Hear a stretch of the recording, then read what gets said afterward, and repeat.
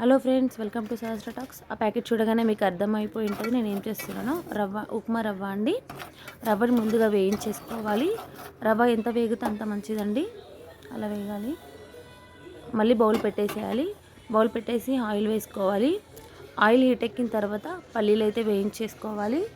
చూడండి, పల్లీలు అయితే మంచిగా ఫ్రై అవ్వాలి. పల్లీలు ఫ్రై అయిన తర్వాత జీలకర్ర ఆవాలు వేసుకోవాలి. తర్వాత పచ్చిమిర్చి వేసుకోవాలి, కరివేపాకు, ఇవన్నిటిని ఫ్రై చేసుకోవాలి. బాగా ఫ్రై అయిన తర్వాత ఆనియన్స్ అయితే వేసుకోవాలి. ఆనియన్స్ ఫ్రై అవ్వాలంటే కొంచెం టైం పట్టిద్ది. చూడండి,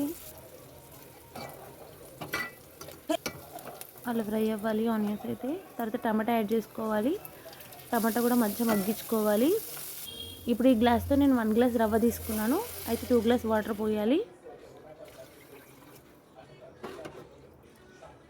చూడండి, ఇప్పుడు సాల్ట్ యాడ్ చేసుకోవాలి.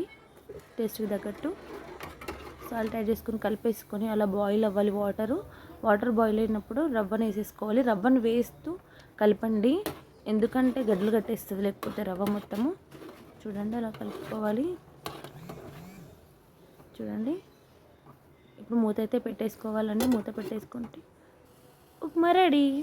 Thank you for watching.